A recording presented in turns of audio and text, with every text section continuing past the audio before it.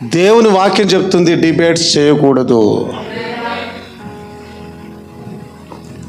పైన ఏ కారణాలున్నా ప్రత్యక్షత భయం లేదు, అవి ఇవి తిట్టారు బాధపడ అవన్నీ పక్కన పెట్టినా కూడా దేవుని వాక్యం చెప్తుంది డిబేట్స్ చేయకూడదు, తర్కం పెట్టుకోకూడదు. అందుకే మేము డిబేట్స్కి రావడం లేదు, అంతే. వాక్యానికి లోబడి, భయపడి కాదు. లేదంటే ఇంకా ఈ కారణాలన్నీ ఏమో ఉన్నాయి, ఎక్కడ ఓడిపోతామనేది కాదు. No, nothing like that. దేవుని వాక్యం చెప్తుంది తర్కములకు వెళ్ళకూడదు, డిబేట్స్ చేయకూడదు. బ్రదర్ బ్రానన్ చెప్పారు, ప్రవక్త ఆర్గ్యుమెంట్స్కి వెళ్ళకూడదు, చేయకూడదు. దాంట్లో దేవుడు లేడు, దాంట్లో కేవలం తర్కం ఉన్నది, దయ్యం ఉన్నది. అక్కడ వెళ్ళడానికి వీలు లేదు.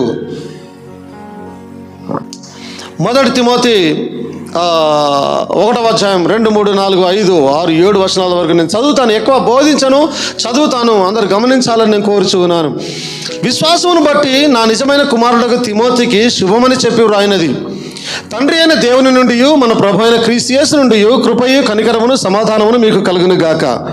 నేను మాసిదోనియకు వెళ్ళుచుండగా సత్యమునకు భిన్నమైన బోధ చేయవద్దనియు కల్పనా కథలను మితము లేని వంశావళులను విశ్వాస సంబంధమైన దేవుని ఏర్పాటుతో కాక, విశ్వాస సంబంధమైన దేవుని ఏర్పాటుతో కాక వివాదములతోనే సంబంధం కలిగి ఉన్నవి కనుక.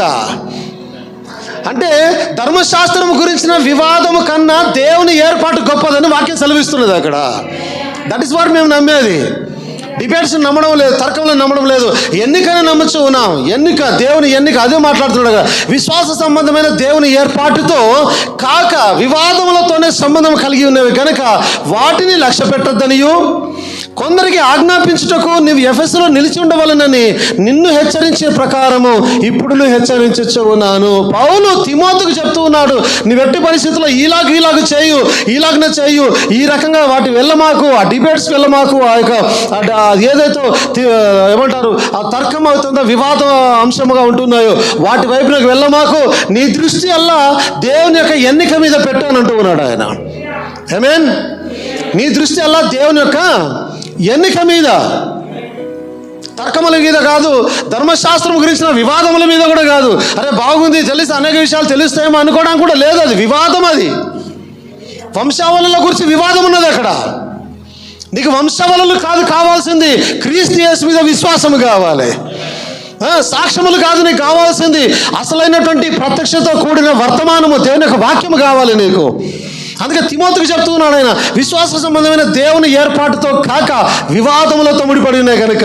అంటే మనకు వివాదాలతో సంబంధం లేదు, గ్రంథంలో ఉన్న వివాదాలతో సంబంధం లేదు, వంశములతో సంబంధం లేదు. మనకున్నది సంబంధం వల్ల జగదుత్పత్తి కన్నా ముందు నేను ఎన్నిక చేయబడ్డాను. That's it. దానితోనే నువ్వు నిలిచుండమని తిమోతికి చెప్తున్నాడు పౌలు.